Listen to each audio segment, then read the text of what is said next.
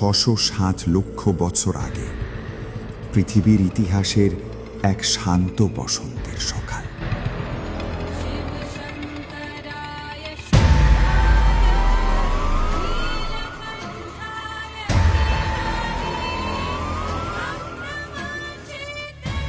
সবকিছু স্বাভাবিক ছিল, বন, নদী, ডাইনোসরদের জীবন।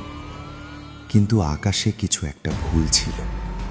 দূরে, দিগন্তে একটি দ্বিতীয় সূর্য ধীরে ধীরে জ্বলে উঠছিল।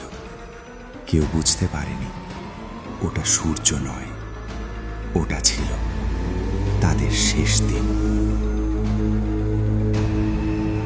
মেক্সিকোর ইউকাটান উপদ্বীপের জন্য এটি ছিল এক ভয়ানক মহাপ্রলয়। এতদিন ডাইনোসররা আকাশে তাকিয়ে ভেবেছিল ওটা হয়তো আরেকটা চাঁদ, একটা নীরব দূরের আলো যেটা শুধু দেখার জন্যই আছে। তারা জানতো না ওটা কোনো চাঁদ নয়, ওটা ছিল তাদের ভবিষ্যৎ, আগুনে লেখা। তারা জানতো না সেই গ্রহাণুর ভেতরে লুকিয়ে আছে 10 বিলিয়ন নিউক্লিয়ার বোমার সমান শক্তি, 2 ট্রিলিয়ন মেট্রিক টনের এক নিঃশব্দ গণবিধ্বংসী যন্ত্র।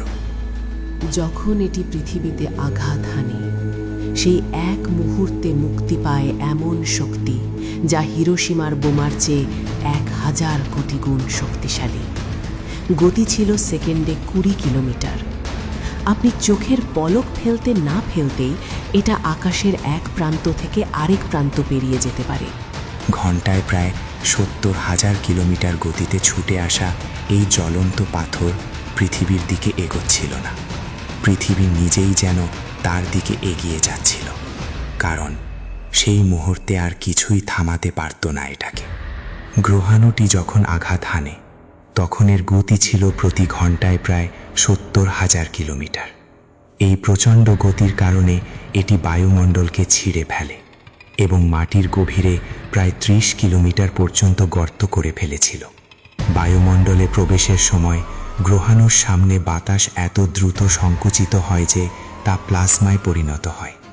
সেই প্লাজমার তাপমাত্রা কিছু মুহূর্তের জন্য প্রায় 20,000 ডিগ্রি সেন্টিগ্রেড পর্যন্ত পৌঁছতে পারে, যা সূর্যের পৃষ্ঠের চেয়ে বেশি।